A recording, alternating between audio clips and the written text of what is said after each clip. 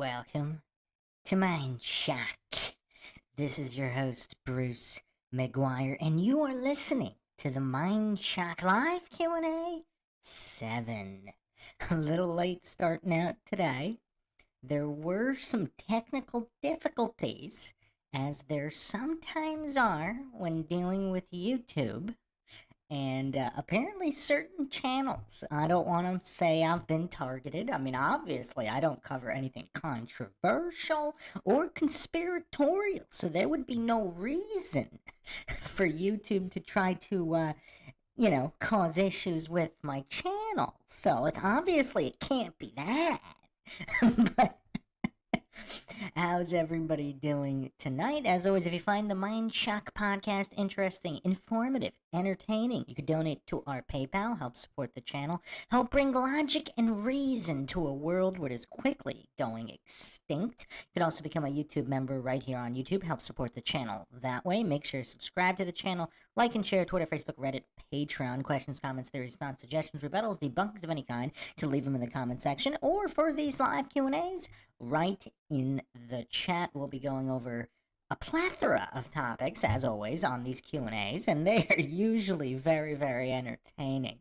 So let me catch up on what's been going down here while I was working out the glitches here.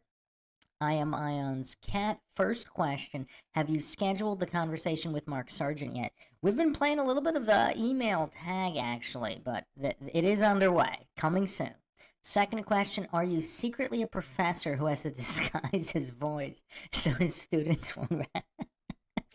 This is noise cancellation software, my friend. You could actually listen to some of the earlier episodes where I was using older gen tech. We sounded like a whole bunch of heavy smokers back then. Lord Zed in the house. Why is Bigfoot a motivational speaker? Because he believes in himself. South to West in the house. MINDSHOCK's incoming, as always. Denise Snyder, hello. Dave Scott in the house. Allie P. the Goddess. Why haven't you ever reviewed any true crime movies?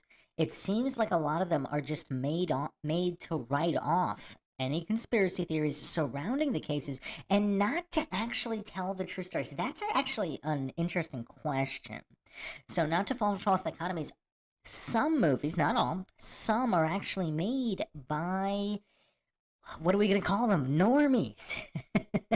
By a lot of normie coincidence theorists who are well-meaning. Now, I'm not talking about big Hollywood blockbusters. I'm talking about, a lot, especially on the indie side, there's a lot of normies out there, and they actually don't realize that they're writing off the conspiracy theory if the conspiracy theory is true. I mean, some of them are genuinely well-meaning, and they are putting out what they believe to be true because they don't believe the conspiracy is true. And then, of course, there are the manufactured documentaries, which, of course, like the Missing Maura Murray podcast on documentary on Oxygen.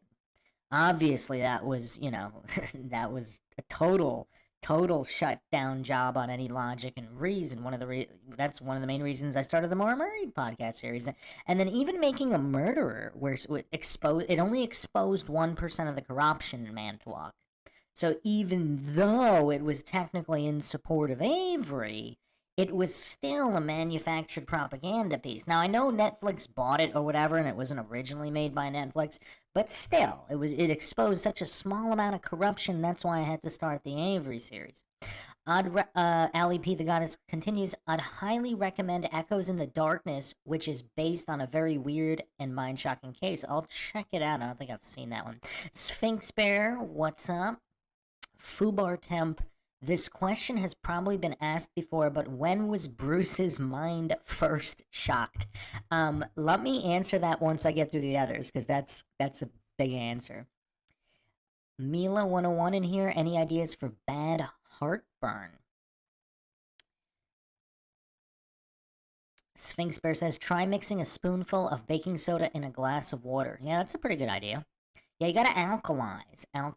Heartburn, a lot of that is just can be, related to acid reflux and things of that, and depending on the true cause. If you're having it late at night, and before you go to sleep, like lying down could make it worse.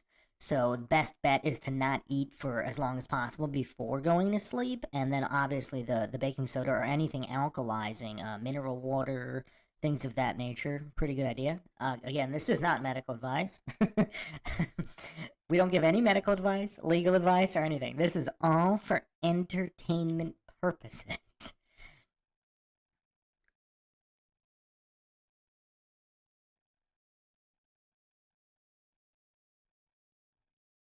So, okay. Wait, Lord Zed says, "Whoa, I just walked across the street and bought Tums." Yeah, I don't know if there's any additives in Tums. I've never had Tums, but yeah, baking soda is actually a really good idea. And also, yeah, mineral water, any kind of natural mineral water.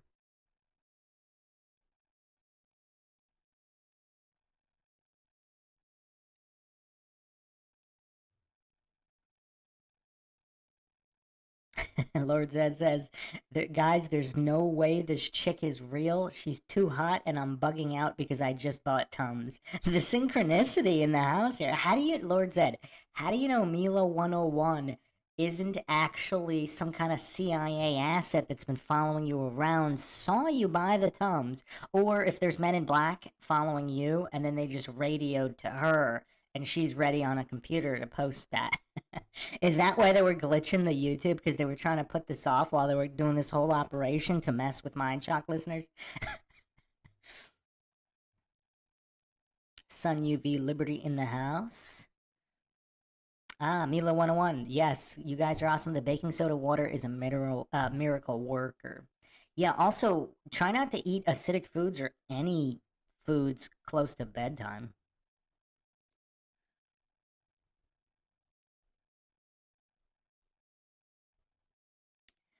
You guys wondering why there were glitches here? Yeah, no, I didn't forget I scheduled. There was actually, it was glitching on the time. Like, it wouldn't let me set the correct time. It actually jumped around on time on me, like an hour back, an hour forward, all over the place. And then it just wouldn't let me connect. It was just like cycling. It was saying it was, but then it wasn't connecting. So then I just had to totally reboot everything. But Sarah Catherine here, this is giving me anxiety. I hope Bruce is okay. All the loyal Mind Shock listeners' concern is so touching. That's nice. You guys were. I mean, again, it's not like we go over anything controversial. I mean, Sun UV Liberty says we didn't talk about the Clintons yesterday, did we? I might have been drinking whiskey, but I don't recall. No, that was on Q&A part 6. Is when we were talking about Paul Walker and the Clintons, which I'll be getting to in a moment as well.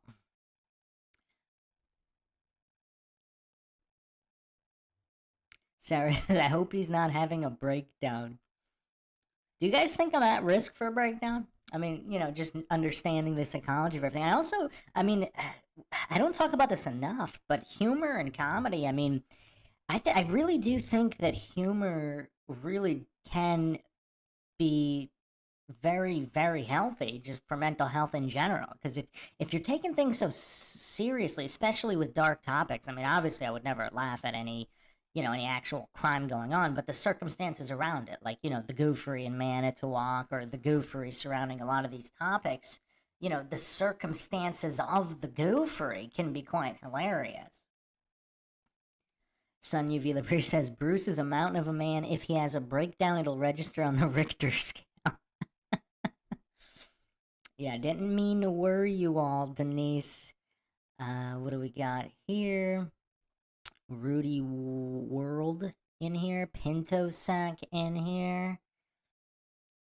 Andy Cheer asks, Bruce, are you a lawyer? I'm not a practicing lawyer. I will say that.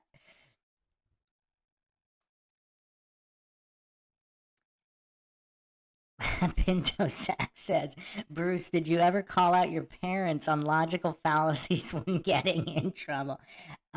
So I actually didn't really study logic. I studied logic, but I didn't really get into logical fallacies until later. But I did call out the logic itself.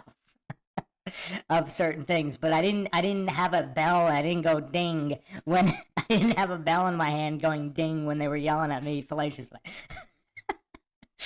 Man, you guys come up with some interesting questions. Sunny V. Looter says Haiti is boogalooing. Can't say that I boogalooing. Can't say that I blame them. How many times should they sit by while their politicians rob them and leave? Speaking of the Clintons, never mind. Yeah, the cannibalism. I actually have a zombie podcast planned as well, going through the history of zombies. Greater Parrot 3, I have a Rumble. Yes, it's linked on the main MindShock page. I've got some stuff that's not on here. A certain event in Connecticut, and Bill Gates stuff is on there, as well as some other things that would get removed on this particular platform. Boggin in the house. Group Think Skeptic says, have you looked at post-millennial little season? He was loosed on the world so that he could deceive the nations once more for a little season and a short time. I'm gonna have to look at that again regarding Revelation 2013 and 12:12. That's interesting. Wow. Wow. I mean, you're gonna. This is like a 5 hour aside. I don't know if we should get into that. We will get into that on the Altered History series. I have a definitive Mudflood Tartaria podcast coming up shortly. It'll be like a one-stop shop because there's really I couldn't find even the super long videos. They still don't quite address everything. I wanted to make a video like a long podcast with videos, kind of encompassing the entire Tartaria mudflood theory, just covering as many aspects as possible in a single video, both the beginner version, intermediate, and advanced, so that way beginners can watch it for a comprehensive introduction, and then people that are also well versed in it can have a single reference video. So that's kind of what I was aiming to do with that. Same thing with the Mandela effect. That's why they're taking so long. The Mandela effect's taking a while because obviously it's got to be completely comprehensive. Boggin says, as long as you didn't get the jab, you're good. Did y'all see the story about Brigitte Macron being a male president of France? Wife is 30 years older than him. They hooked up when he was 15. Yeah, wow, that's disgusting. Andy, you are the best channel at looking into all possibilities for events, so I get defense attorney vibes. So I've studied a bit of law. Obviously I go over some of that on the true crime podcasts, but I never really pursued the lawyer, liar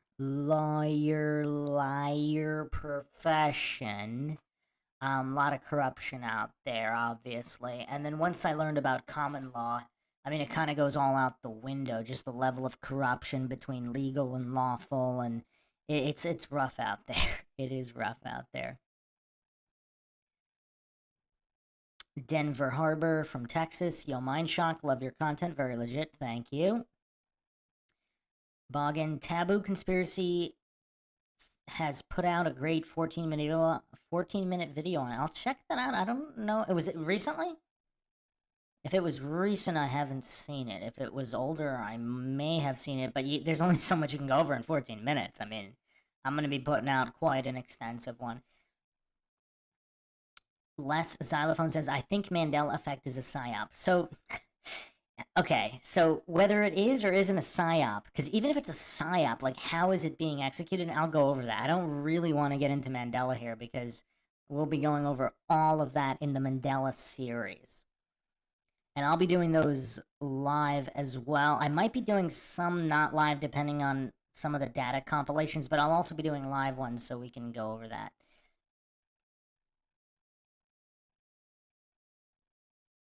Denver, what is your opinion on the leadership in North Korea?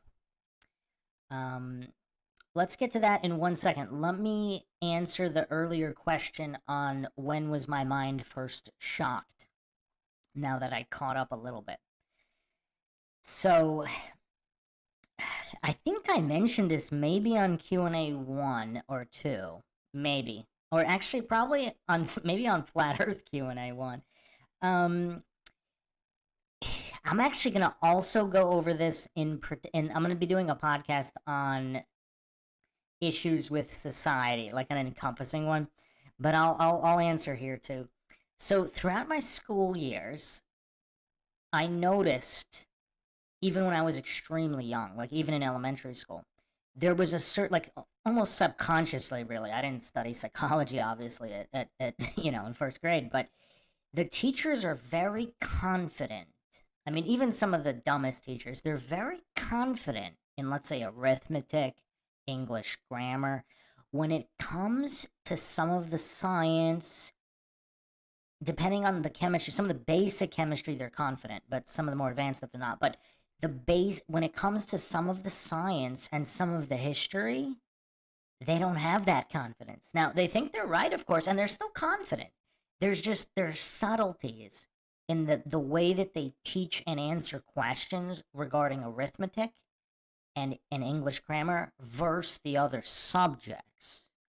And I kind of started picking up on that early. Not that I thought they were wrong in any way. I just thought it was a little strange. And year after year, it got worse and worse.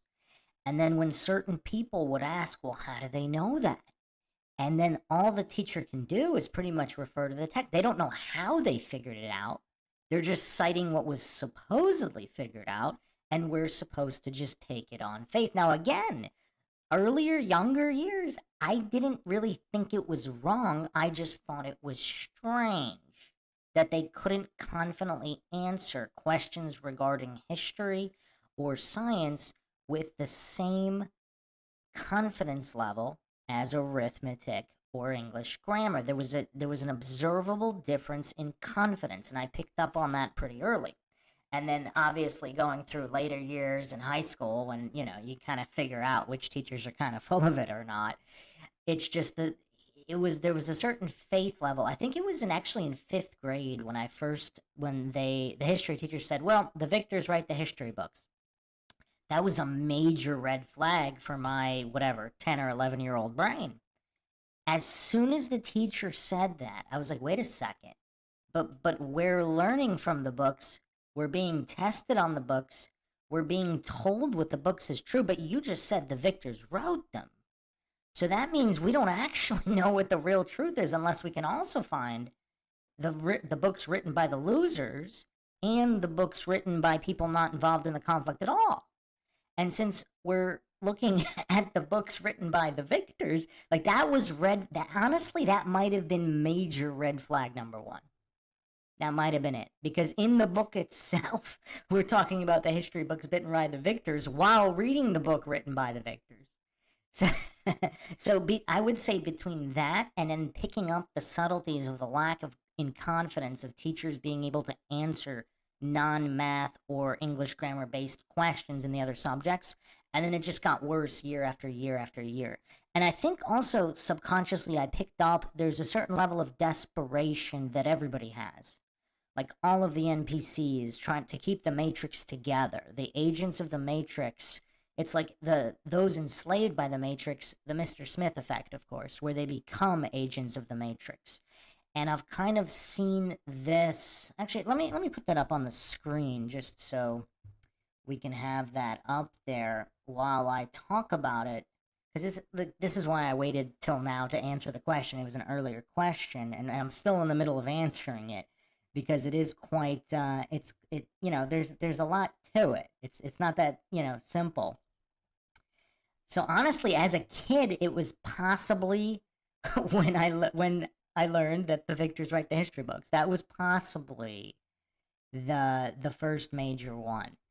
And then obviously, 9/11 was a huge one. But before we get to there, let me bring up the Mr. Smith effect. I have some kind of meme here.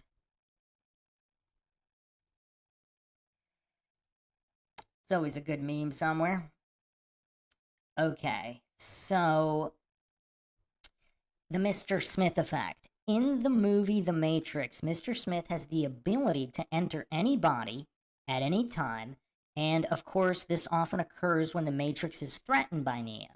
The scenario is a reflection of our real world. For example, you're down at the coffee shop having a conversation with a friend, and everything is fine until you mention something like 9/11 was an inside job. Obviously, I'm not stating that. Here on MindShock, we don't claim anything is true or untrue. I'm just reading a meme right now. Now, watch what happens. Up pops Mr. Smith to replace the person you were just having a conversation with to attack you, because all truths threaten the Matrix. The Matrix programmed into most people in their youth, or ute, as Joe Pesci would say. And because of this Mr. Smith programming, these people become guardians of the Matrix, protectors of the code, police of the mind control, enforcers of the indoctrination, which holds our false concept of reality like glue. So, throughout my formative years, I kind of observed this not just in person. Obviously, I didn't know what I was observing. Obviously, well, not obviously. People don't know how old I am. This may have been before The Matrix came out. But this concept of people just, the concept of people changing because their minds have been programmed. And part of the programming is to protect their belief system, regardless of whether it's true or not. So, Jeffrey says, Bruce is Gen X for sure. Well, Gen X is a pretty wide range. I mean, you know. So, to answer the question of the first Mind Shock, so in terms of like a singular event Mind Shock, it was probably, as a kid, being told that the victors write the history books in school. That was a big one. And just the gradual, again, the lack of confidence in teachers in subjects, math and English versus all the other subjects, science, history, whatever. I observed that slowly, and it just got worse and worse the more advanced the classes get. And then, of course, comes 9/11. But even before 9/11, so I'm trying to remember if I think I had seen Alex Jones before 9/11.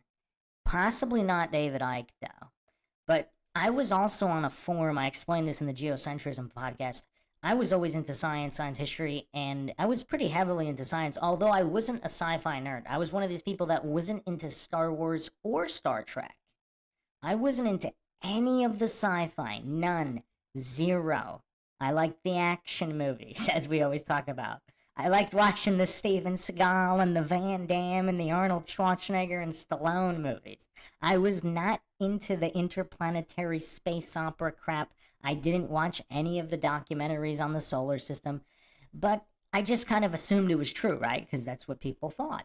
And then once I kind of started, once the internet was getting bigger, I mean, I remember the BBS boards. I mean, that was late 80s, but at the turn of the millennia, so to speak, turn of the century and the millennia, the internet was getting a lot more popular, and there was actually a forum I just happened to stumble upon. I was also kind of a big Tesla fan. Now, at the time, in around 2000, they weren't specifically discussing how it was Tesla versus Einstein. It wasn't Tesla versus Edison was the distraction, even though that was also, you know, obviously a big grift against free energy to deceive the masses. You know, Con Edison could be any more obvious, but anyway, it was really Tesla versus Einstein. It was really relativity versus electromagnetism. And obviously that was all covered up, but starting around 2000, it was beginning to unravel online. And there was a forum, I don't remember the name of it, I didn't save it, a bunch of physics professors, over 200 of them, were geocentrists. They either geocentrist or uncertain on the matter and objectively investigating. Where they were, you know, we were all talking on this forum, and a bunch of them were actual geocentrists. They believed the Earth was a globe, a non-moving I actually don't remember if they thought the Earth, I believe they thought it was a stationary globe, not a spinning globe, and everything moved around. All the celestial bodies, the sun and the moon, all moved around the Earth, and that was probably the next big mind shock. So my mind was shocked gradually and then also at certain events. Now, 9/11, as it transpired, I know a number of people who were there that day. I heard their reports. I even shared a story. I don't know if you guys did anybody here not hear my 9/11 podcasts? If you want to hear the story, I'll share it again. We'll probably get shut down. But I know a few people that were there, and I didn't put this together until years later because I didn't really. Some of them I actually didn't even talk to. These weren't super close friends or anything. I mean, one of them was, but and this individual is not who the story is about. But this other story was from somebody that was just acquaintance of an acquaintance, and yeah, it was quite a mind shocking story. So yeah, and then I was also into ancient aliens and the Anunnaki. I was a big fan of the X Files, obviously. So I was always into the conspiracy side, the aliens. I really did have to say I bought into the aliens, the interplanetary aliens. Now, obviously, with the flat Earth theory, extraterrestrial, a larger plane. I gotta say, that seems to check a lot more boxes in validity than interplanetary aliens. Again, I do not claim anything is true or untrue. The motto of the podcast, of course, is the only thing we know for sure is that we don't know anything for sure. Yes, Art Bell. I was a big Art Bell fan as well. Okay, Coast to Coast AM, baby. Yes, I have read the Book of Enoch. Okay, so that's pretty much the story of my mind being shocked. It was just gradual observances in school, and then hearing write the history books for the first time, and then the geocentrist forums, then 9/11. And keep in mind, I had been watching a certain amount of Alex Jones without really, I would say, I didn't really take it at face value. Lucky Haskins wants to know the 9/11 story. You haven't seen the 9/11 podcasts? They're on MindShock.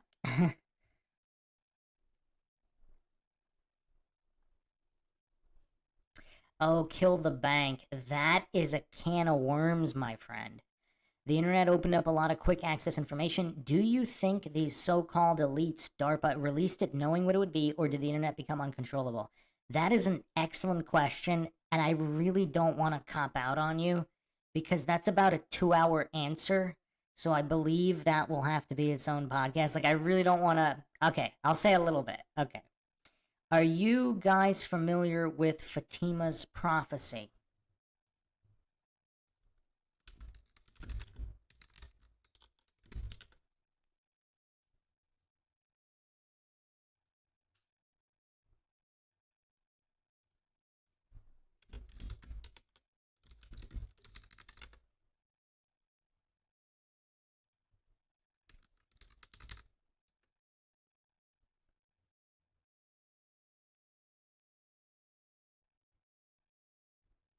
I mean, I'm going to paraphrase it because it's quite long. Um, so most of you said no. So Fatima, well, let me at least get the date right. So Fatima was, what is the background here? Wow. Okay, so in her memoirs, which were written in 41, she told of her visions, which occurred 1917. For some reason, I thought it was a little later, but so around 1917. So she had visions and prophecies. So I might be butchering this, but I don't want to spend hours on this. Basically, it was something like this, that in the future, everyone will have a black mirror through which the devil could enter. Now, notice what everybody is carrying around in their pocket. A smartphone, which is when off, is a black mirror. Now, again, I butchered that a little bit. If you guys, I mean, I really don't want to spend 2 hours on this because this is a Q&A. It's not really meant as a comprehensive podcast on any, one topic. There are some issues, of course, with the translations, but that's, I studied this for a while many years ago, so I will have to get into it again. And there was a lot more to the yes. Now think about the mirror too. Think about it in medieval, from these supposed medieval fairy tales. The witches always had this magic mirror on the wall, because it could tell them what was going on at any time in the world. Almost like the internet, where you can get live video from anywhere in the world. So it's not like Fatima's prophecy was built on nothing. So there's a long history, yes, scrying mirrors. There's a long history of not just mirrors, but black mirrors. Because a regular mirror is not black. A regular mirror just gives you a reflection. But, a black mirror, it seems to be more magic-based. Some would say instant communication across the world, getting a live video feed to see anything things going on anywhere in the world live. I mean, is that not magic? I mean, that's amazing. So, yeah, the tech. So to answer the question, let me get rid of the Mr. Smith effect, because we're done talking about that for now. So, yeah, TV screens as well. But I think Fatima's prophecy, again, unless I'm mistaken, I have to go through it again. I believe she emphasized that everyone would have it. Now, if that was an accurate translation, that would point to smartphone. Because everyone has their own. Now, everyone has their own TV, sure, and I guess the devil could enter the TV again through all the programming. But from the phrasing, because Fatima's prophecy was known a while ago, and I believe I had read about it before smartphones. I believe I read about it in the 90s. And it didn't ring haunting.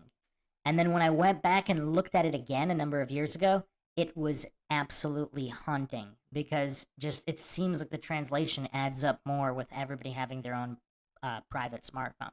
With all of this access, and it's almost like a two-way access where, all these, not just predators, but obviously, Illuminati, predictive programming, and subliminal messaging. And then, of course, we have the Apple computer, literally the bite of the apple of Satan's deception of Eve and the eviction from the Garden of Eden. Obviously, we don't need to necessarily take that literally. That could be metaphorical. And it being sold for $666. Are people aware of that? How much the first Apple computer was sold for?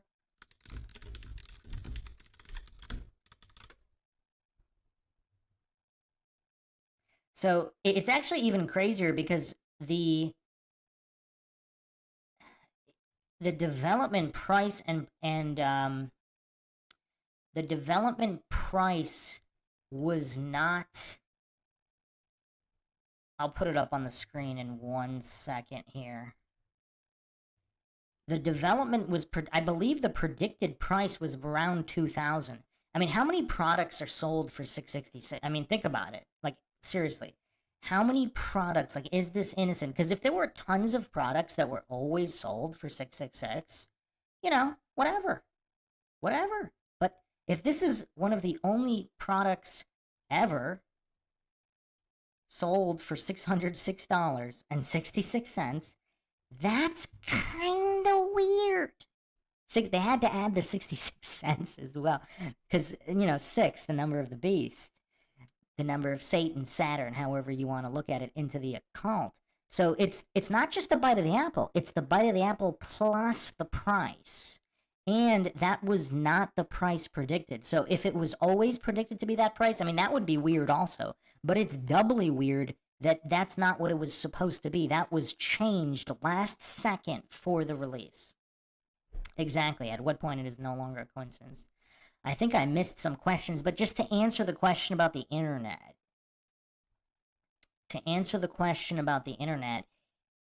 there's when you couple all of this with Apple and then Bill Gates and Microsoft again. If you haven't checked out the Bill Gates podcast on the Rumble, on the MindShock Rumble, check that out because I talk about the formation of Microsoft, and there's a lot of occult Illuminati stuff there as well, including built into the system as well. And it's called Windows, as if it's a window to spy on you or a window into your soul to corrupt it through the internet and all of this programming and influence.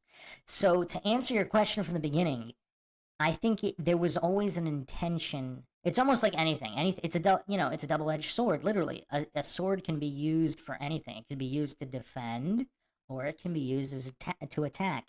So I don't want to say because, for example, like I don't know if Linux is satanic or occult Illuminati controlled, or some of these other OSs that nobody uses. I do not remember the first computer. It was an old one. It was a really old one. I honestly don't remember. I don't remember the make and model. I had gateways and Dells throughout the 90s, but the very first one, I don't even remember it having a label on it. It was this hideous thing. It was this old it was I think it was like between white and yellow, one of those weird colors if you remember those old boxy monitors. It was before the gateways and the Dells became like it wasn't a compact either. I honestly don't remember the make and model of it. It was really old, and it was not a Mac. No, honestly, I guess it was a PC. Yeah, it was a PC. I'm trying to remember what it ran. It ran some weird OS. It was the pre-DOS OS. I don't remember it. It was the one that came out before MS-DOS. But um, so does that answer the question? I forgot who even asked the question about the internet. But so they clearly knew what they were doing. Now, it's kind of like anything. Anything can be turned against the slave masters and controllers and the string pullers, right?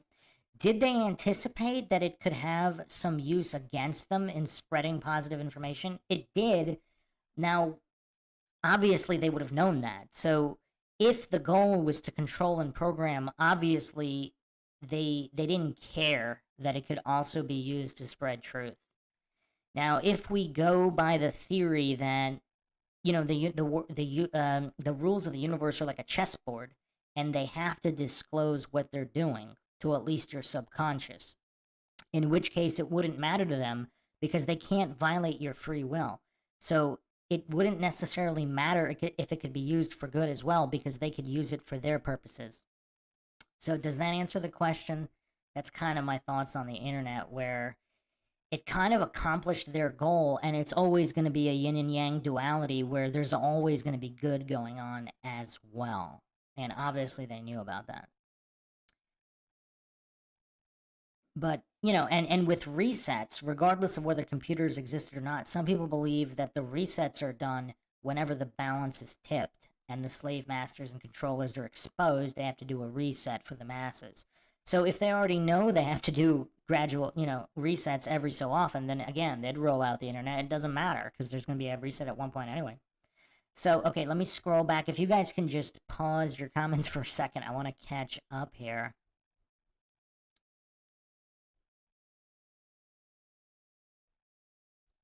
I really want to be able to answer all these questions. And just because we got started late, I am going to have to go kind of soon. So, but I do want to answer all the questions. What is your opinion of leadership in North Korea? Denver Harbor, Texas asked that question. I did not answer that one. Oh, and we have to address Mandela being a psyop as well. Okay. So, yeah, the thing, like, there's so little that can be definitively verified about North Korea, but I do find North Korea interesting, and some people don't know, but Russia actually had a war with Korea, and it's actually kind of hard to get legit details on it, which I find curious. So there might be something covered up in Korea, and that might have actually been the real reason for the split between North and South. Korea and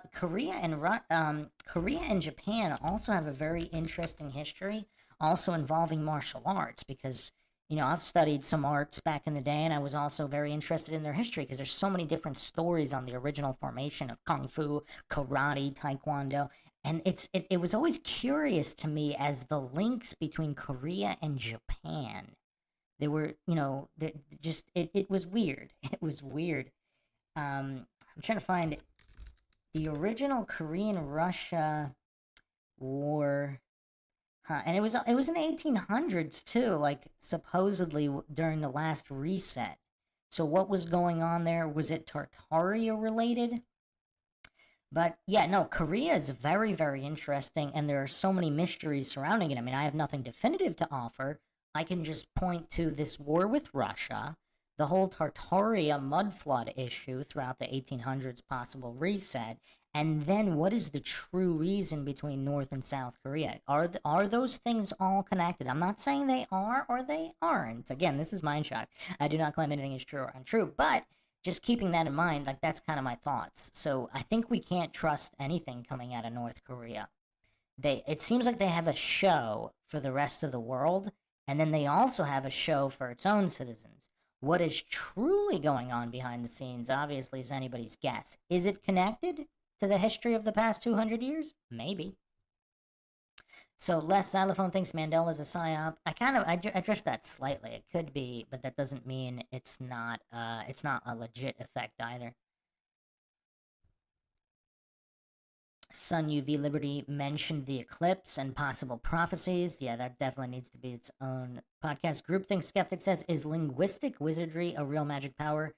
So depending on how you define magic power, but there is there's definitely effect on the subconscious, I think, phonetically, because everything is sound and everything's frequency, and sound has different frequencies. I do not think it's accidental that the words, the way they're pronounced, phonetics, I don't think anything's accidental. If you guys, I will do a podcast on, I've been meaning to do this for a long time, on the origin of language itself. So actually, this ties into the eclipse on UV Liberty. This actually ties in with what you just said. The movement of astronomical or celestial bodies, that's how all the letters were formed. The Greek, Hebrew, and Egyptian letters or hieroglyphs are actually the path of celestial bodies in the sky. I'll be doing a video on that. I'm not going to bring it up right now, but I'll put, when I do that podcast, I'll put up the time lapses and everything. This blew my mind. I mean, this was probably this was the biggest recent mind shock I've had. Like, it was probably a more powerful mind shock than all the other ones. Because when I looked at the time lapses of these certain celestial bodies, they are literally the letters of Greek, Hebrew, like the different celestial bodies moving.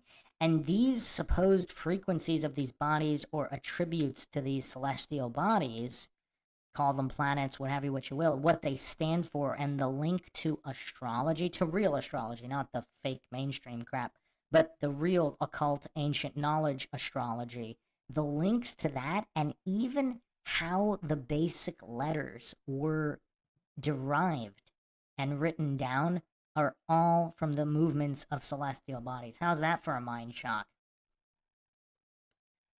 Was that a good mind shock for you guys? Oh, I mean, that's the biggest recent mind shock for me, because when I saw all of them, the letters of the Greek, Hebrew, and Egyptian alphabets are the path of celestial bodies over the earth. And I don't think it's accidental. The sound the letter makes, the frequency of that sound connected to the celestial body movement it represents in the sky. So is that a good answer for the question regarding, let's see the exact question here, linguistic wizardry? So, does Groupthink Skeptic, does that answer your question? Okay, Devin Stanford asked, where did you learn about all the different types of fallacies? You and Witsit are unmatched in calling out people's BS. Your vocabulary is honestly astounding, brother. Thank you, sir. I actually hold back a lot because I want this to be very accessible. Sometimes I don't. When I get rolling, I might, I try to hold back, because if I call out, let's say, what's that goof, Craig from Fight the Flat Earth, like, he was beseeching me to get on his, to debate him or whatever. Like, he was a beseeching goof, and I was besmirching the beseeching goof. Like, sometimes, like, I want to say something like that, and, like, It was kind of, it's like sometimes I'm like, well, I want to make this as accessible as possible, so I can't really use the vocabulary I really want to use. But I don't know. Maybe sometimes I'll ramp it up for you guys. So I learned about. So I told this story before too. When I was a kid, I'm not going to give the year. We actually did learn logic and reason in school, not in the form of fallaciousness and fallacies, but just sound reasoning, critical thinking, deductive reasoning. And we actually had exercises on them. That was elementary school. That all disappeared. So by the time, I don't know, 13, it was all gone from the curriculum. Now, I think obviously this would depend exactly where you went to school. So that was my first introduction. And then it all disappeared. And then, like I said, when the teachers couldn't really answer the questions, I just started. I was always fascinated by psychology and I was always curious. So I just always kept learning. And then I started reading a lot about philosophy as well. Honestly, philosophy led me to fallacies way more than anything relating to the scientific method. So you really have to combine psychology, philosophy, and science to understand fallacies comprehensively. And then I just never stopped learning. I'm still learning now. I mean, the motto of the podcast is what it is for a reason. Because if you can get your hubris in check, like if you honestly approach everything believing you're not necessarily wrong, but you could be wrong, that's where all the learning happens. So anybody who can get their ego in check, I mean, the sky's the limit. I mean, that's why all those Greek myths were always warning about the hubris. And look at Western society. They've embraced the narcissism. They've learned nothing from Greek myths. They've learned nothing about hubris. They've learned nothing from Narcissus and his narcissism. Like, they've learned nothing. Western society is literally designed for you to not learn by exploiting the ego. That's why I mean, I'm not just calling out people's fallacies, I'm calling out their psychology. Why do you think they get so triggered? When I call out their Dunning-Kruger and their ego having them on too short strings to even consider the possibility that they're mentally deficient. And all they can do to cope is pretend it's an insult and not actually consider the possibility that it's true. Obviously, they shouldn't believe me, but they're too mentally weak to even consider the possibility. And of course, I call that out because I'm all about accuracy. Lord Zed said, yeah, when I first learned Santa was a phony, it spiraled from there, I guess. Do you guys all remember when you... Wow, Sphinx Bear says, wait, Santa is a phony. How old are you, Sphinx Bear? Okay, does everybody remember when they found out Santa wasn't real? Because I actually don't even remember. I guess I didn't care. Like, it had no impact on me. Like, obviously, when I was extremely little, obviously I thought Santa was real. What, 4 years old, 5 years old? I do not remember when I found out Santa was... I really don't. I have no idea. I don't know if it was 8 years old, 9 years old. I really don't remember. Lucky says, I got shingles, man, trying to cope with the pain, hanging with the homies. Oh, wow, sorry to hear that. I mean, obviously this isn't a medical channel, but I'm sure, I'm sure you're well aware of potential alternative treatments that could help you out. Do you guys know about fasting? I'm actually going to do a podcast on fasting pretty soon. We talked about it before, but I'm going to do a follow-up one. Fasting is the fastest way to resolve mental or physical issues, allegedly. I don't claim anything is true or untrue. Might say that on the internet somewhere. I wonder where it's called fasting. Okay, anyway, Pinto Sack, how would you best structure a society in terms of governance? I get libertarian vibes from you. Pinto Sack, my friend, who said that humans were ever meant to be governed? I go into this in a lot of podcasts, but by what authority? See, government means mind control. Govern is control. So in terms of controlling, how would you structure a society in terms of controlling? Does that presuppose that humans were meant to be controlled? I need to do another anarchy podcast. I did a podcast with Maxwell, the greatest threat to humanity, which is, of course, government. Government's also the number one killer of humans in history. 260 million dead in the past 150 years alone. People think religion kills. The religion of statism has killed more than any other.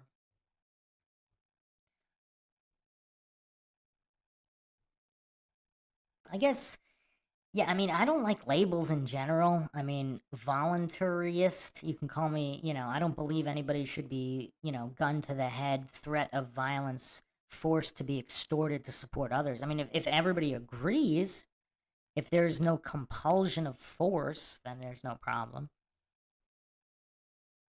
Kill the Bank asked a very interesting question. Is Michelle Obama a man? I think we should avoid that on YouTube. Run Boston Bear says, Bruce, I enjoy the way you think and share ideas and content. The world needs more mind shocks to hopefully wake them up. Yeah, we need a lot of shocks. That's the other thing, too. Like, some people really need to be shocked to kind of, break the spell of the Matrix. Some people, you can talk to them softly. Other people need a smack in the face or an electric shock. It's kind of, think about it this way. Like, when somebody's, when the heart stops, like, the parallel could be when the brain is basically brain dead. Like someone like Craig from Fight the Flat Earth. Like, if the brain is dead, like, you can't talk it awake. Like, if somebody's heart stopped, you're not going to talk to the heart and convince it to start beating. You need to get the paddles and shock it to get it working again, to get it functional. Oh, Lord Zed, you're starting with the Santa Satan already. Yeah, check out the Christmas conspiracy. I go over all of that on that one with Maxwell. That one's a riot if you haven't checked that out on MindShock. Mr. 1-to-1 said, religious education was funny for me. I got kicked out of every class for questioning why I should trust the book or believe any of it. You know what's crazy? I, call me a blasphemer, but I always thought the Bible was, I don't want to say nonsense. I just didn't think it was legitimate until, I would say, post 9/11. Reading Revelation post 9/11, I mean, that's quite the experience. I would say post 2010, or, screw it, post 2012. 2012 or after. Read Revelation from the Bible and take a look at what's going on in the world, and then say it didn't accurately predict everything. Okay, let's,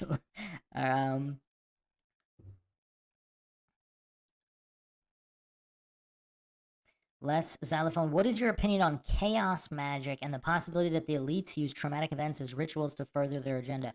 I talk about that on the Predictive Programming podcast. That's also a deep rabbit hole. Yes, I believe they have to disclose, revelation of the method is part of it as well. That kind of makes everything make sense. Unless all of that is all a distraction for something else, I need to do, I mean, man, I literally have over 200 podcasts planned and outlined. And one of them actually goes pretty deep into that all of the Freemasonry, revelation of the method, that's all low level. And the real stuff is stuff nobody even knows about. And that's how everything really works. And I have a lot of info on that. Again, not claiming anything is true or untrue.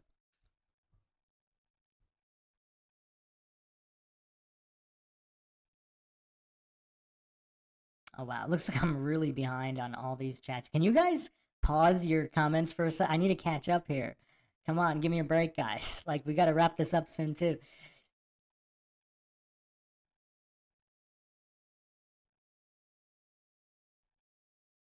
Look, he asked about the 9/11 story. I'll finish this up with the 9/11 story. Kill the Bank says, the internet opened up a lot of quick access information. Do you think these so-called elite... Okay, yeah, I answered that. Okay, yeah. I'll say my friend's 9/11 story at the end, which will be in like 5 minutes. I gotta wrap this up.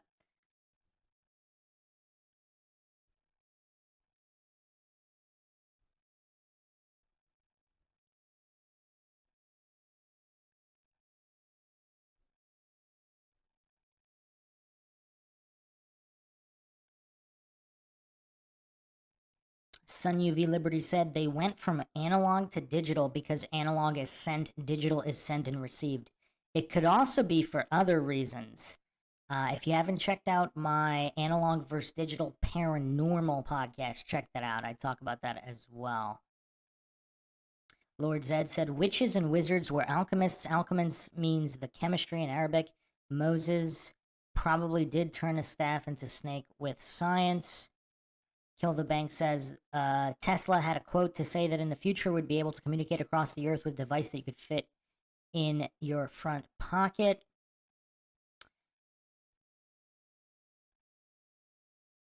Okay, then we were talking about, yeah, all the computer stuff. Oh, wow, Mr. One-to-One with a mind shock. A lot of things are 99 cents, not just in the UK, but in the US. 99 is inverted 66. That's interesting, yeah. Sun UV Liberty, look at the meaning of MAGA in Latin, the implications, witch, sorcerer, and has its implications associated with pharmakia. Barcodes and all products are coded with 666 as well. And yeah, there's some interesting patents. If you want to go through patents and look how many of the patents have 666 in it that are, you know, of certain technologies that we probably can't talk about on YouTube.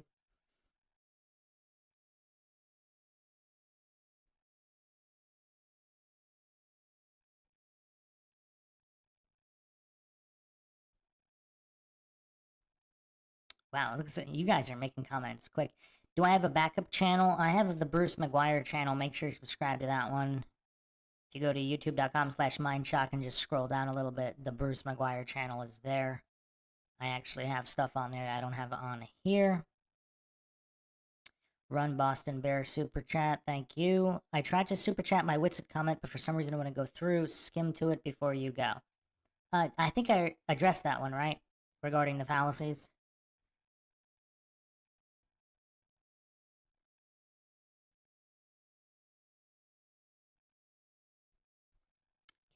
Can you guys just pause your comments for just like 30 I need to catch up here.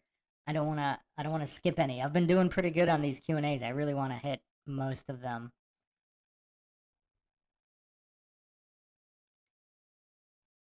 YouTube's putting Biden ads in this stream. Wow, that's messed up.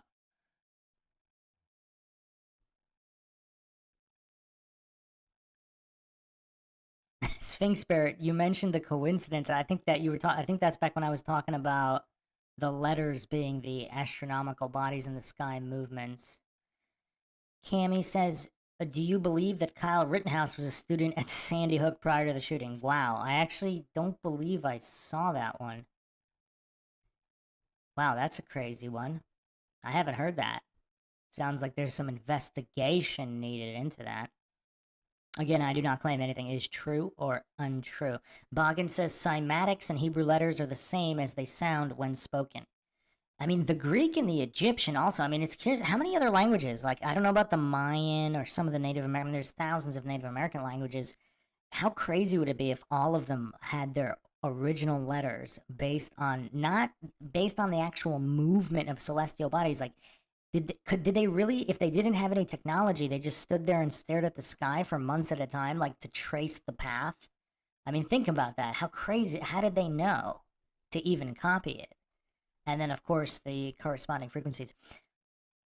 Rodney Thomas says, have you heard the theory that the book of Revelations is Gnostic astrological text? Not specifically, but that's intertwined into a lot of theories. Heatherwood, do you know John Rappaport? What do you mean? Like personally?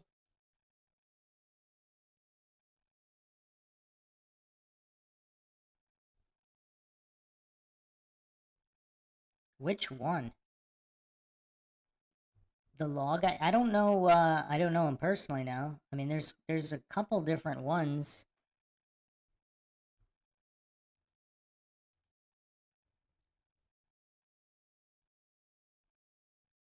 Alan Mr. One to One bringing up Alan Watts. That's another huge rabbit hole. I need to do a podcast on that as well. Pinto Sack says, my mom was hardcore, never let me believe in Santa. Boggin says, fasting 100% works. Sphinx Bear, yeah, fasting's the real deal. You just gotta be careful when you refeed, depending on how long your fast is. Lord Zed says, I had a dream I need to fast more. Almost everybody does. Cammy says, I think I was always meh as to whether or not Santa was real. No, I thought it was cool that he brought presents when I was like 4. But like moving on from that, I probably transitioned it to meh, within a year or two. And then I didn't even. Oh, wow. Heather Wood did 23 days water only. I'm going to get in the fasting podcast. I'm going to go over dry fasting, no water. That accelerates the healing in autophagy, I believe, at least thrice. It also makes it a lot easier to do more days. You just got to be real careful with hydration before it and coming out of it. The risk of dehydration coming out of it is actually higher. Yeah, kill the bank. That's a good point. Fasting's a good way to strengthen the mind. Having the willpower to achieve just a 2-day fast is pretty difficult. Well, you know what's crazy? Once you go to the longer days, it becomes easier. Like shorter days is actually harder. It's almost like you to build up that momentum. And also, it takes about 3 days for the digestive system to shut off. Once there's that mental physical connection that the body's going to know it's not getting any more food, it's no longer going to be sending signals for you to eat. And if you're doing a dry fast, it does the same thing with drinking. Like if you can make it to a certain point, it becomes a lot easier after that point. Again, you just have to be real careful coming out of it. Like no no indulging or, going crazy. You have to slowly reintroduce liquid and then slowly reintroduce more solid foods. Tanuzo Nickel Fritz. Speaking of statism, did you see Larkin Rose have a fit over flat earthers? Many fallacies occurred. Jeranism covered it. But do you mean that video he did a couple years ago? Yeah, it was crazy because he fell for all the same traps and fallacies that he points out in statists. That's what I thought was very hypocritical and ironic. But, that's what blind spots are. Sarah says, my parents would go overboard for me on Christmas when I was little. They had me believing that Santa entire living room would be filled with toys for me.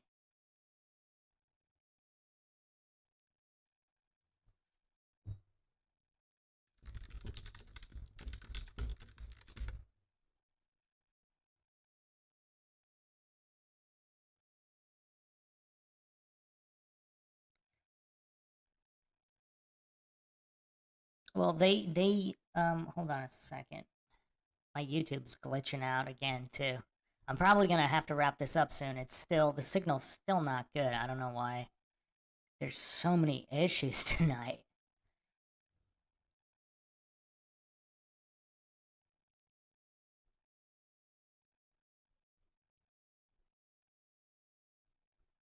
Okay, where am I? Blood rituals. Okay, Boggin says they only use the paddles when the heart goes into arrhythmia, not when it stops. No, they use paddles for both. They use paddles when the heart stops as well. Classic. I mean, that's like defibrillation 101. I mean, most of the time people's heart doesn't stop, but when it does, they use the paddles as well.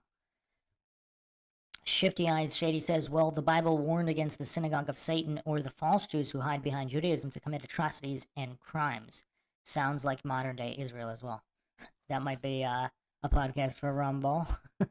I be McFly in the house. I haven't seen you in a while. I haven't seen you in the chat in a while. There are up in front gaudy tees, but they are merely to hide the secret tees. Cammy Tompkins, have you done a video on Timothy McVeigh? In the works. I've been working on it for about 2 years. Yeah, there's gonna be a lot of mind shocks on that one, so brace yourselves, people. Sphinx Bear, so much content, so little time. Are you kidding me? There's only 4,500 videos on this channel, and not that many podcasts are longer than 20 hours. I mean, come on, man. Boggin, thank you for putting this out in advance. I seriously don't get why I don't get notified by so many channels. Yeah, it's weird. Also, just keep an eye on it, because YouTube was glitching the time as well. It wouldn't let me set the time, and then it changed the time that I set it. So just keep in mind, it might be an hour earlier or later than what I set it, and it doesn't let me change. I mean, I try to change it. Sometimes it lets me, sometimes it jumps forward or back an hour. So just, do what we can.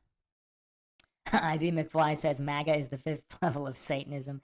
The roulette wheel adds up to 666. Yeah, that's weird. A lot of a lot of casino games, like even a lot of the card games. Oh, thanks for the $10, Heather Wood. Much appreciated. Shifty eyes, shady. Cough, cough, NASA, cough, cough.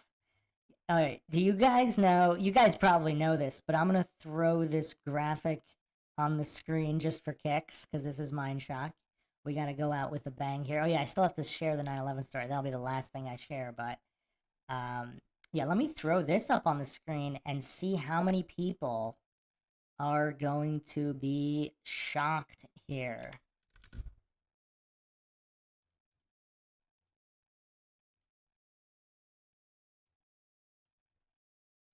What do we think of this, people? What do we think of this?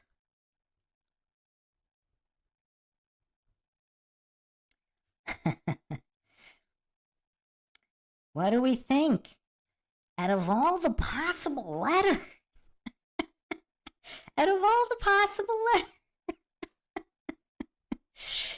what a coinky dink. Lord Zed says the founder of chemistry said you can turn one species into another, he theorizes.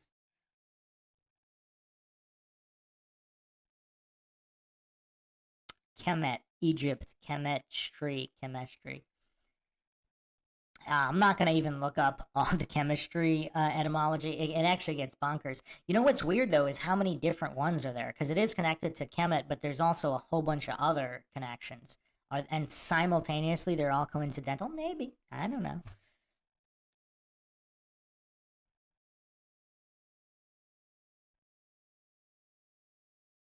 Shifty eyes, shady body knows what to shut down. Yes. The human body is just absolutely incredible. You actually even start generating your own stem cells superior to that of stem cell treatment. I think it's around day 5 to 7 of a dry fast, which is potentially deadly. On a water fast, it might be day 7 to 14. So you could literally regenerate cells. Like, people that have, like even let's say you have an ACL tear, theoretically, it would completely regenerate from fasting alone. Absolutely incredible. And a lot of diseases. I mean, it's actually going mainstream. There's fasting clinics set up by actual doctors. Like Cali and Florida have a couple. One of the guys was actually on Joe Rogan. He said that they do 70-day fasts. It's IV and blood monitored as well, just to prevent it from being deadly. But to work up to that on your own, I mean, that's tough. Supposedly there was some guy in what was it? What was the country? Was it Czechoslovakia or Serbia? They threw some guy in the hole in prison and forgot about him. No food or water for 18 days, and he survived.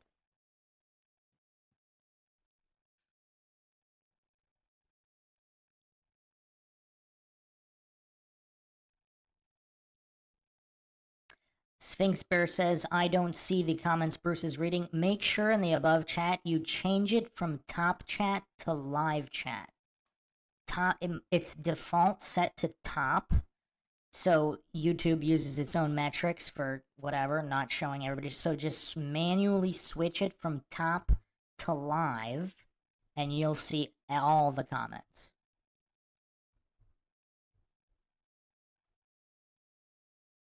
Yeah, Boggin. Yeah, they have a snake's tongue in their logo. That is correct. Oh, and for the people who think that this is Photoshop, you can actually. I'll put up the. I can give you the exact URL. I mean, I guess there's no trolls in the chat. Usually they're like, that's fake. Stop lying. It doesn't really say that. It's right on, like, the King James Bible pathway, the main site, and you can see that it is legit. There's some dictionaries translate it Nasha with an extra H, but, there's plenty that just have it NASA. Lot of Dunning-Kruger goofs pretending it's not even, that's not even the definition when it clearly is verified in many sources. Shifty Eye says, plus the crossover and then the Werner von Braun Nazi connection makes this even crazier. There are layers upon layers of this stuff. Yes. Also, all of the mission names. I'm trying to remember. I think, did I not go over this? Oh man. Do you guys want a real mind shock? Let me see if I have it handy. I have it planned for a future episode of the Apollo series. If you haven't checked out the NASA moon landing series on MindShock, check it out. I actually go through EMF extraction, which shows that all of the footage and photographs taken on the moon are using artificial light sources, as in not taken outdoors, but in a studio with artificial studio lights. Again, I do not claim anything is true or untrue. I can try to find this regarding the moon missions. It was on an obscure blog that I don't believe exists anymore. I'm trying to find... Let's see. Uh-oh. Uh-oh. Uh-oh.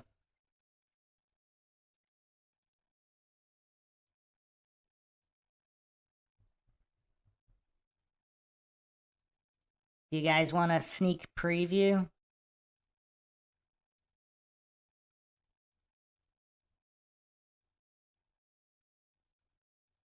You guys want a sneak preview of NASA patches symbologies?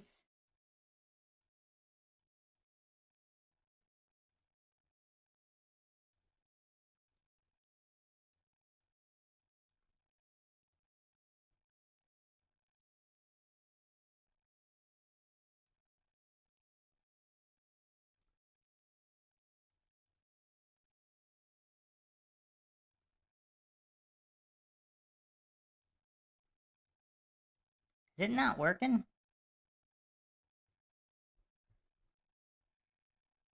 Is it not? Why is it not playing? Oh, okay. Hold on. Hold on. Let me get it.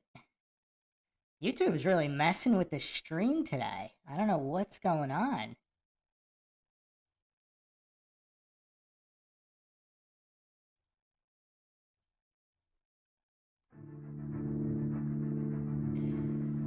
This is a little clip I was going over. It should be playing now.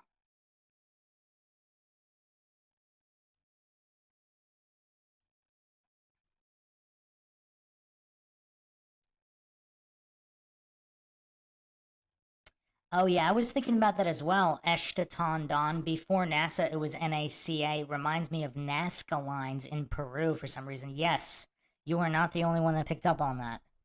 I was thinking about that a while ago as well. Ethan W in the house. What's up?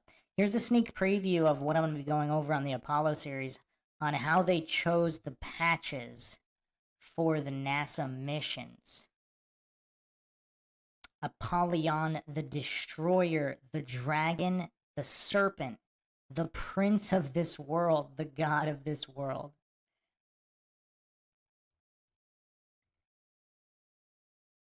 Satan the Adversary, the Dragon, the Old Serpent, the Prince of this world, the Prince of the power of the air, the God of this world, the Spirit that now worketh in the children of disobedience. I mean, it's kind of crazy that they chose that for the Apollo missions.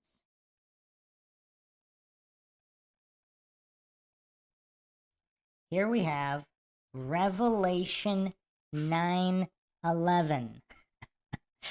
And they had a king over them, which is the angel of the bottomless pit, whose name in Hebrew tongue is Abaddon, but in the Greek tongue hath his name Apollyon.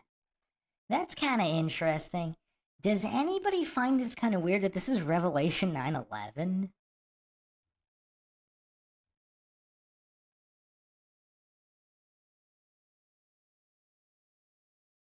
And then, of course, the symbols of the eagle, Freemasonry symbology, also America, the eagle, the stars, the pyramid, 33.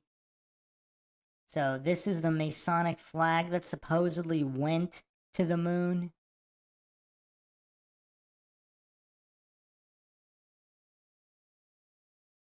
I mean, definitely a good reason to send that to the moon.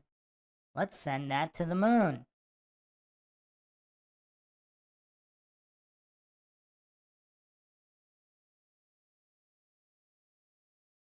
Notice all of the symbology here. The pyramids, the eagles, the Freemasonry, coincidentally, all of it, all the same everywhere. So, the flag was carried by Brother Edwin E. Aldrich Jr., PhD, 33 degree, Colonel, United States Air Force, retired, and former NASA astronaut during his walk on the moon. Prior to joining NASA, Aldrin flew 66 combat missions in F-86s while on duty in Korea. And this flag went for a moonwalk. Very curious. Very, very curious. Quite curious indeed. They also have whatever, these commemorance coins or whatever for the moon missions. These 10th anniversary commemoratory, Freemasonry all over the place.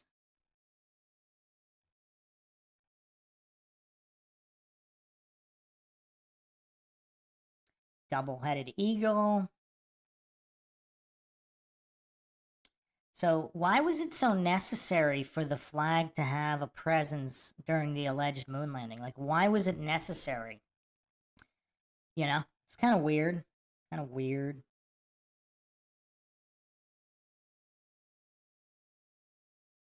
And Aldrin Sr. was also a Scottish Rite Mason. Now the flag is in the House of Temple, Washington, D.C. And that's Buzz Aldrin right there, with Grand Commander Luther A. Smith.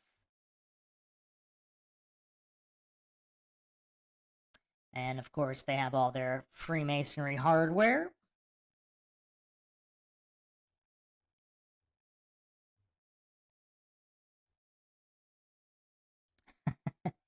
Very interesting. I mean, it's almost like they have their own fashion dedicated to Apollo.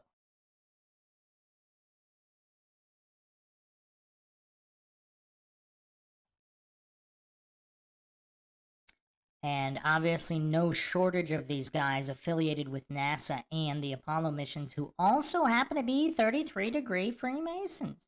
What a coincidence, man.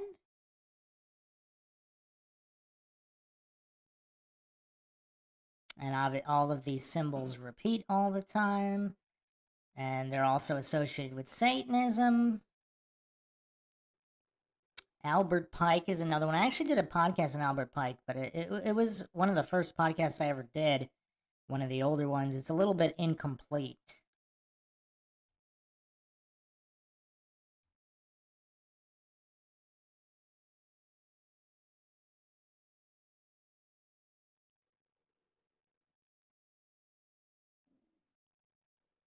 There's actually way more flags here. Let me bring up... That was just a quick preview of what I'm going to be going over. I'm going to bring up one more thing. I wonder if I can... Yeah, if I can bring up a PDF here. I don't think I could, actually. There is a... If you guys have read the Hoagland and Barra's book, The Dark Mission, The Secret History of NASA, 2007. Yeah, it won't let me... It won't let me bring that up here. Let me see if I can... Yeah, it won't let me do it. Let me see if I can. I could screenshot. I can see if I could screenshot it real quick because I wanted to show. That wasn't even as mind shocking as what I want to really show. Because I wanted to show all of the moon mission logos on a single screen together, so you guys could see just how bonkers all of this stuff. I mean, this stuff is amazing. I mean, this is like a coincidence theorist's dream.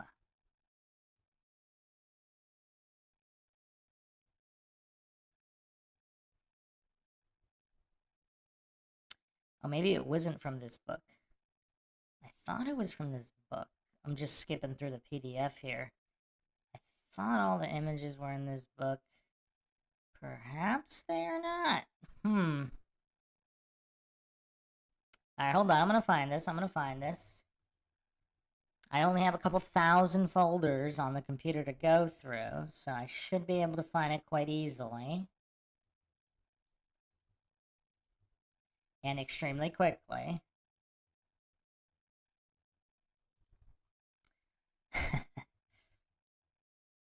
Or maybe not that quickly. Man, this is rough.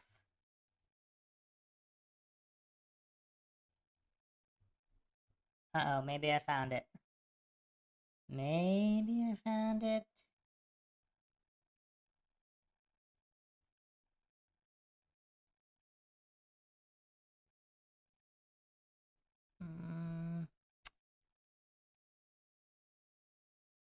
Oh, wow. Actually, I have another mind shock for you guys before we get to that one. Just bear with me for a second. This one's gonna really shock you. You guys came here for a mind shock. This one is so totally out there. You guys aren't ready for this. You guys better be sitting down for this. You guys better be sitting down for this.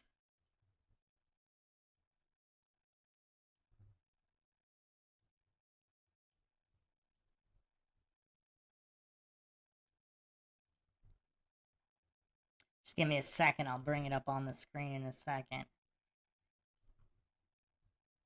I don't think any of the flat earthers even went this deep, but this is mind shock, and we're going really, really deep. You guys are totally not ready for this. I'm not ready for this.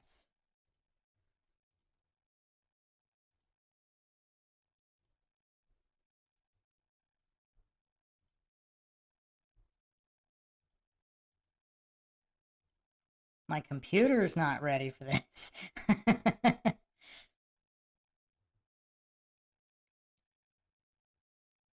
Wow, I don't know what's up with all these glitches. It's not letting me... Alright, hold on a second. It really does not want me to put this image on the screen. But I am determined. I am determined to get you guys the mind shocks you came here for.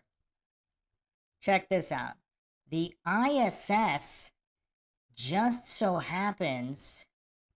The ISS just so happens to be the Russian Orthodox Cross. Now, is that a coincidence, or is that just me? Let me ask that question again. Is that a coincidence, or is that just me?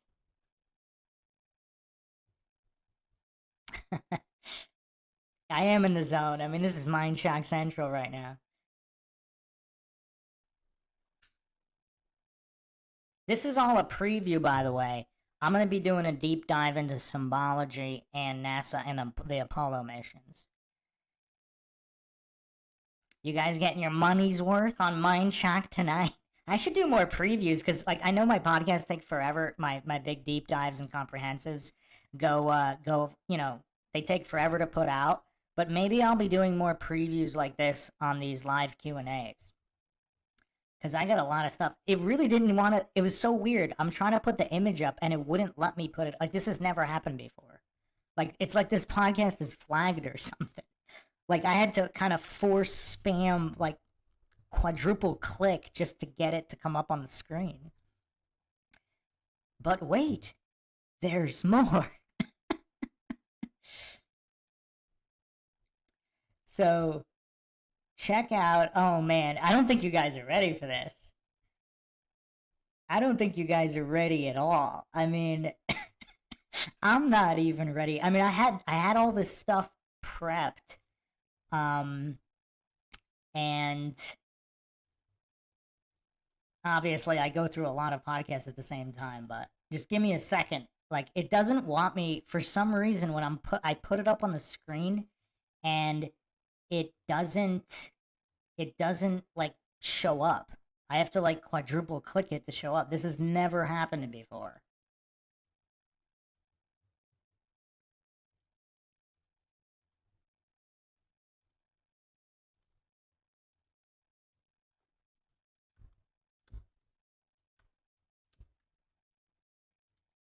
So just bear with me. I gotta like force jam click all of these just to come up on the screen.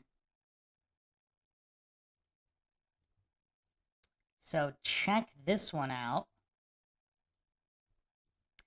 The shape of the space shuttle just so happens to be the triquerta.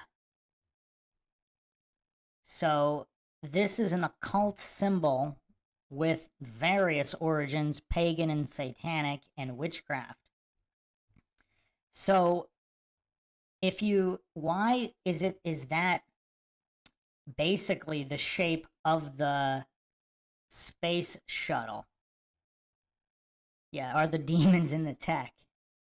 I mean, it's all coincidental, obviously. Because, I mean, as many have pointed out, would this be the most aerodynamic design for a shuttle? But if they're designing these shuttles or the ISS, groupthink says your Black Mirror is acting up. So if if if the design is based on occult symbology, then it would have nothing to do with being aerodynamic, right?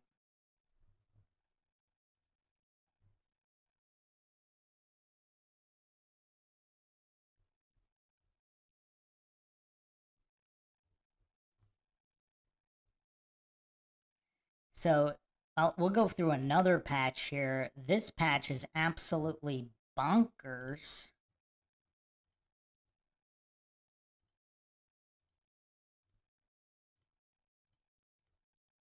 I mean, look at the symbols they just throw in on these patches. Not to mention, you guys see the 7, but then you also have this occult symbol with an upside down cross here and the arrows.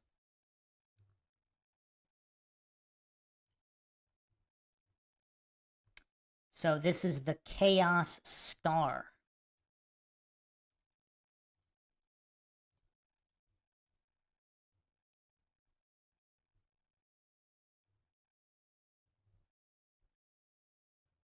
A lot of occult here. Probably all coincidental. Most likely all coincidental, right?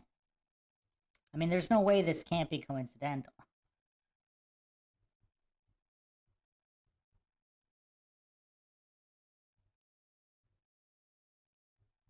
I mean, there's a lot more. I don't want to go through all of them. This was just like a quick preview of what I'm going to be diving into in the in the NASA in the NASA podcast series. I might do a couple more. Let me just see what I can get on the screen. It just doesn't want to come up when I'm bringing it up. It's so weird.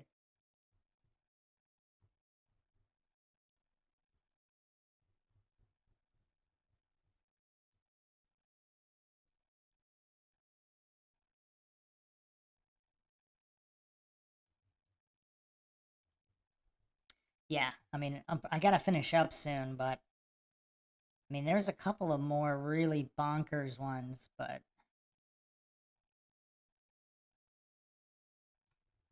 maybe I'll do. I was trying to find one. I had a bunch of them assembled side by side and it was just really obvious. Trying to find it. Can't find that one.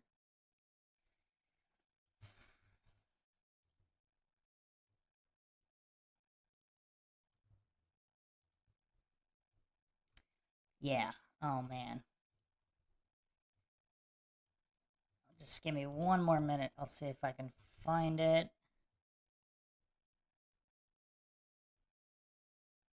Oh wow. I just found. Okay, wow. Wow. I definitely got to show you a couple more. I just found some of these more obscure ones. You guys might have never even seen these before. Just give me a second. I'll put them all up on the screen. So these are patches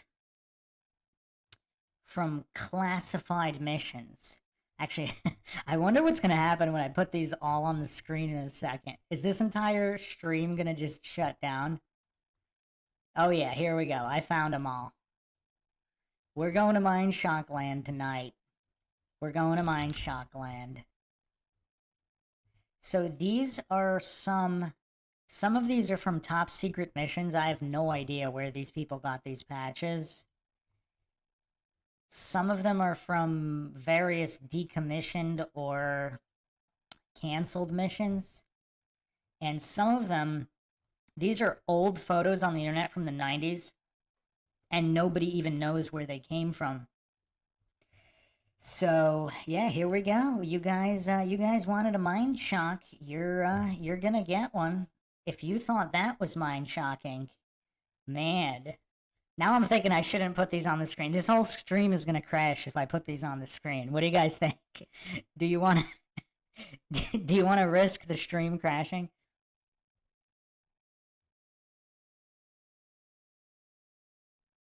Who wants to risk this stream might actually crash and then it'll be done. So just be prepped for it.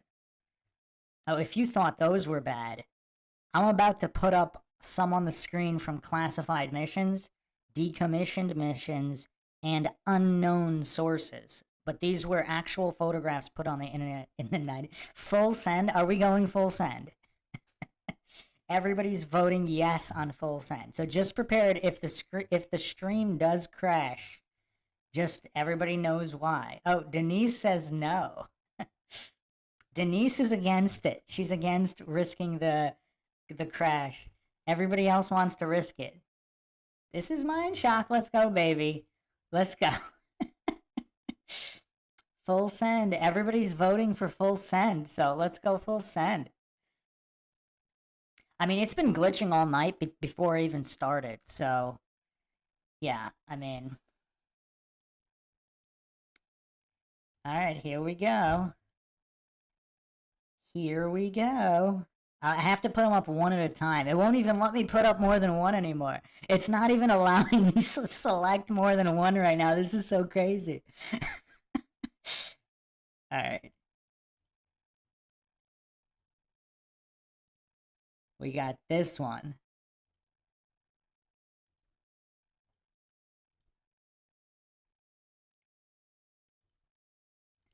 We got this one. I believe, I don't know, I don't think we should even say what the origin of some of these are. I'm going to put it up without saying, I mean, you guys can see the lettering and you could look it up. These are supposedly from classified, these patches are from classified missions. I don't know how they got on the internet, but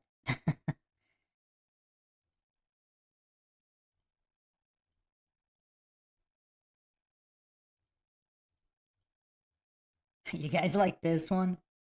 What is this? Look at the rocket. Look at that.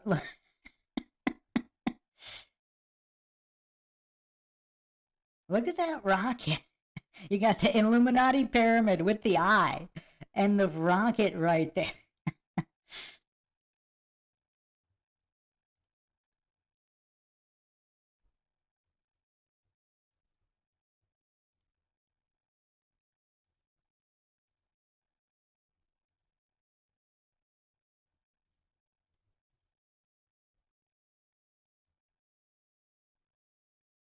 This one's kind of creepy. Is this one, you think this one is some kind of ode to space ships or possibly airships, Tartarian airships? Got the Morning Star. I mean, these are really bonkers.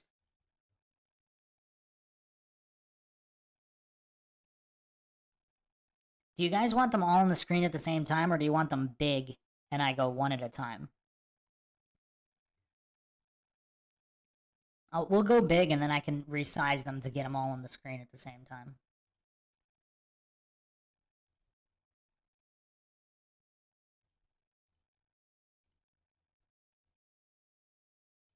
How ominous are these?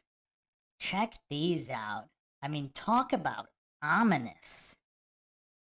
I mean, are these not the most bonkers patches ever?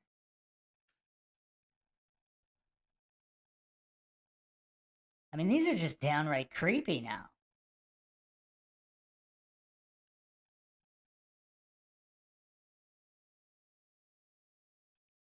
I mean, these are creepy.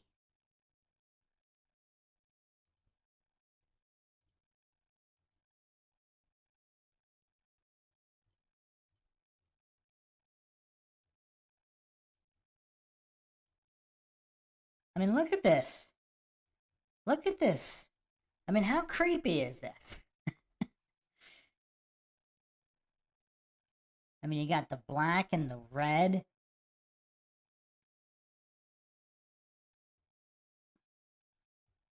Man, you guys were really in for a mind-shocking treat.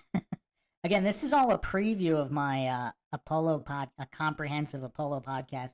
I'm going to be going through all of the imagery and explaining all of this. Well, some of these patches were top secret and not even ever released, so they weren't even meant for public consumption. Check this out. Remember when we were talking about the dragon? I mean, look at these. You got the dragon clawing the earth, you know, and look at the tail around. I'm guessing that's a diamond, or is that like a Star Wars type spaceship? But look how it's clawing the earth, and then it's got the American flag in its wings. That's kind of creepy as well. And then look at this one here on the left, Titan 4 B-36 Peacemaker. Is that a 747 flying? And then it's flying, and then there's the two jet thrusters to the side of what appears to be the 737. Or what is that?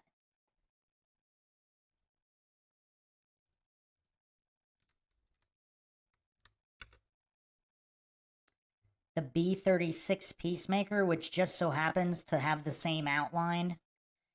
Now, the Peacemaker is supposedly the first bomber that was capable of delivering nukes. So, the symbology there, it happens to look like a 747, and you have it going between the jet thrusters of the spaceship, and it's also the first one capable of developing nukes. And then you have the two eyes there. I can't tell what's in the eyes. I can't tell if that's like, what is that? I can't tell what those eyes are made up of. Because you got the black and the gray. It almost looks like it's the earth with something over the earth. Yeah, the cat eyes, but what are or whatever animal, what are they made up of? Because you could see there's so many different colors. You got the brown, the gray, the black, the white, and the blue there. It almost looks like it's an outline of something. Yeah, like a landmass or something. And then I can't tell what animal. Is that an animal? Is that like a goat? Does that look like a goat with the number 20 on it? I don't know. I can't tell what that is. Or is that a unicorn? A donkey? I can't tell what that is. Is that a unicorn? Is that a unicorn with a mohawk? Yeah, what an ironic name. The Peacemaker, the first aircraft capable of delivering nukes without modification. Again, I'm not claiming nukes are real or not real. I mean, aren't these some bonkers patches? So these are supposedly the patches. I don't know if these were ever public. I don't know.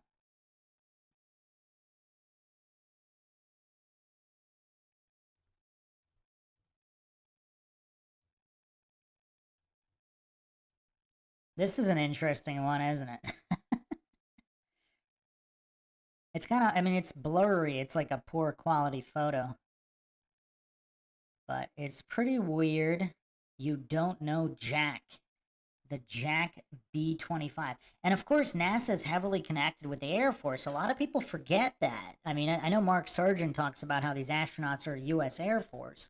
And then we have these patches that are Air Force. Some of them are Air Force patches, but they have NASA space rocketry on it. I mean, isn't that kind of weird? Like, why do these patches even exist?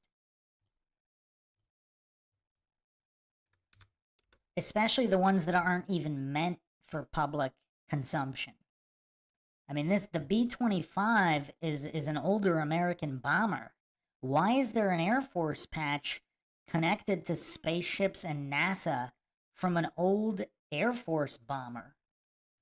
I mean, the B-25 Mitchell first flight was 1940, retired in 1979. Like, why would there even need to be an Air Force patch connected to NASA?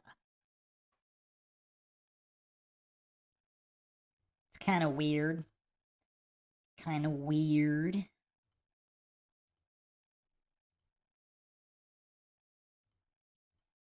Alright, you ready for a really bonkers one? I'm not sure this even has an origin here, but check this one out.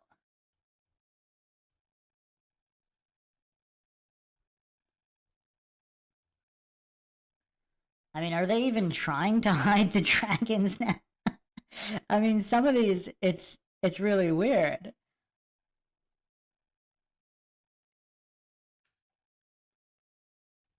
Why would there be space or Air Force patches with dragons around the Earth?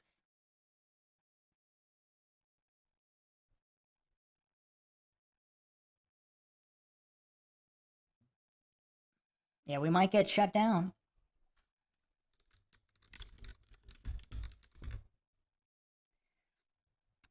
Altitudo cum habitus means to consider with height or to consider from on high. Very interesting choice there, especially with the dual dragons. I mean, yeah.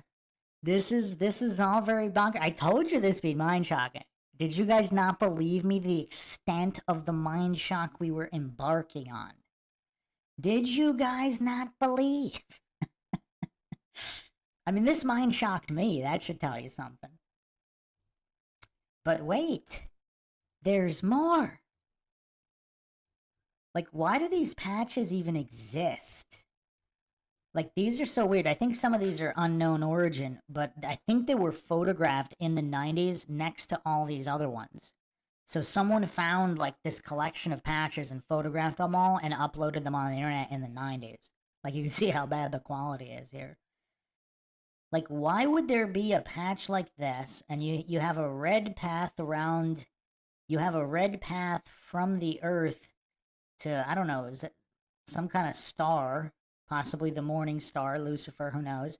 And then you have a yellow path going beyond. Ashton Don said, maybe someone had a dragon fetish and a patch making machine. No, but why would this patch even exist? It's just kind of weird. It's very, very weird. But wait, there's more.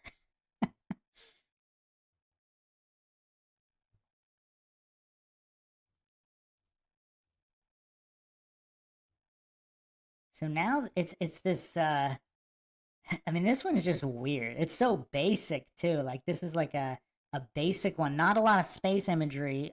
There's 3 stars there, but yeah, I don't know. Kind of weird. Kind of, yeah, it all connects to the USA or USA colors.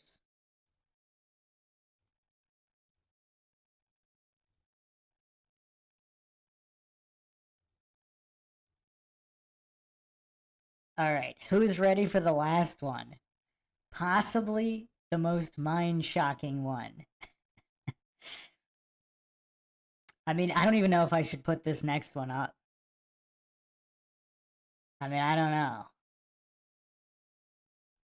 I don't know. Oh man, this one's gonna. I'm hesitant to put this one up. I think we're I don't know. I'm really hesitant to put the next one up. You guys are not prepared for the next one. Oh man, it is so rough here. Do we have an Epstein connection here?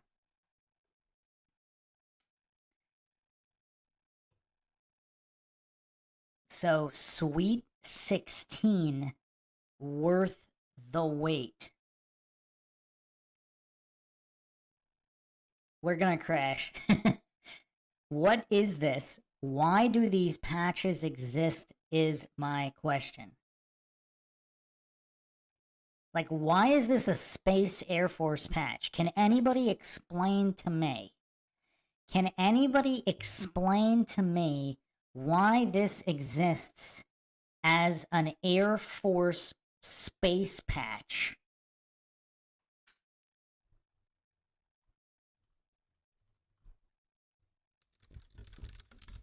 I believe these are two sides of the same patch or something like that. They were together. So I believe these were together as one somehow. Lucy in the Sky with Diamonds, Beatles lyrics. Picture yourself on a boat on a river with tangerine trees and marmalade skies. Somebody calls you, you answer quite slowly, a girl with kaleidoscope eyes. Cellophane flowers of yellow and green towering over your head, looking for the girl with the sun in her eyes, and she's gone. Lucy in the Sky with Diamonds. Follow her down to a bridge by a fountain where rocking horse people eat marshmallow pies. Everyone smiles as you drift past the flowers that grow so incredibly high. Newspaper taxis appear on the shore, willing to take you away. Climb in the back with your head in the clouds, and you're gone. Lucy in the Sky with Diamonds. Picture yourself in a train station with plasticine porters with looking glass ties. Suddenly, someone was there at the turnstile, the girl with kaleidoscope eyes, Lucy in the Sky with Diamonds. Yeah, this is just really weird. I mean, why does this exist? So, I don't want to even, man, it's just so weird. It's really weird. And what is it? So, the girl is at the top of the world, worth the wait. What's that supposed to mean? What is going on with all of these? Rig 5 says, but the fool on the hill sees the sun going down and the skies in his head, the world spinning round.